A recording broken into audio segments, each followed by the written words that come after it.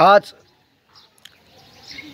संपूर्ण महाराष्ट्रामध्ये राजे यशवंतराव होळकर यांच्या जयंतीच्या निमित्तानं संपूर्ण महाराष्ट्रवासियांना हार्दिक शुभेच्छा।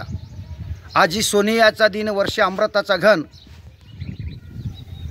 आनंदाचे ढोई आनंद तरंग असे राजे यशवंतराव होळकर हे इंदूरचे या ठिकाणी राजेशाही किंवा इंदूरचे राजे ज्या यशवंतराव होळकरांनी या आयुष्यामध्ये जगण्यामध्ये जगत असताना माणसांनी कसं जगावं हे शिकवण सर्व महाराष्ट्राला, धनगर समाजांना व इतर राज्य मराठा समाजांना त्यांची शिकवण घालून दिली।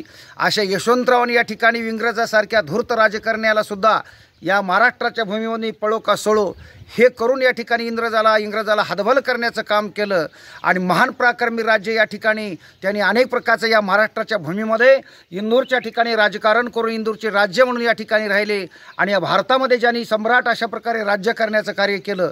अशा यशवंतराव होळकर जयंतीच्या निमित्तानं ज्या पद्धतीने पुण्यश्लोक अहिल्याबाई होळकरांनी 12 ज्योतिर्लिंगाचा उद्धार केला, रस्ते, सडका आणि अशा पद्धतीने वीज आणि पाणी पुरवठा, बारवा, अनेक प्रकारच्या 12 ज्योतिर्लिंगाचा पुनर्वसनाचं काम केलं, तशाच प्रकारे धनगर समाजातील या ठिकाणी यशवंतराव होळकरांनी सुद्धा या ठिकाणी मोठ्या प्रमाणामध्ये या ठिकाणी समाजाला न्याय देण्याचं काम केलं। अशा यशवंतराव होळकर यांच्या जयंतीच्या निमित्तानं संपूर्ण महाराष्ट्रवासियांना, भारतवासियांना हार्दिक शुभेच्छा या ठिकाणी देऊन सर्वांना या ठिकाणी जय यशवंत, जय अहिल्या, जय मल्हार सर्वांच्या चरणी 2 हस्तक आणि 3 मस्तक जयंतीच्या निमित्तानं ठेवून मी भारतीय जनता पार्टी आध्यात्मिक आडी राम महाराज बनसोडे सर्वांना या ठिकाणी शुभेच्छा देतो। तसेच या ठिकाणी आपल्या महाराष्ट्राच्या भूमीमध्ये या ठिकाणी भारतीय जनता पार्टी तथा युतीचं सरकार या ठिकाणी आलेलं आहे आणि या युतीच्या सरकारामध्ये 5 तारखेला उद्या शपथविधी आहे।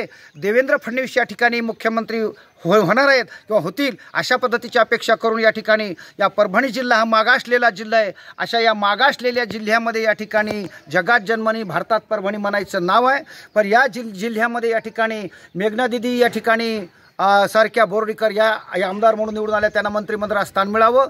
आमचे रत्नाकररावजी गुट्टे या ठिकाणी ते सुद्धा या गंगाखेड मतदारसंघामध्ये निवडून आले। या 2 मंत्र्यांचा या ठिकाणी देवेंद्र फडणवीस साहेबांच्या कृपा आशीर्वादाने त्यांचं मंत्रिमंडळामध्ये स्थान मिळावं अशी ईश्वरचरणी प्रार्थना करून मी माझ्या बोलण्याला पूर्णविराम देतो। जय यशवंत, जय अहिल्या, जय मल्हार, जय श्रीराम।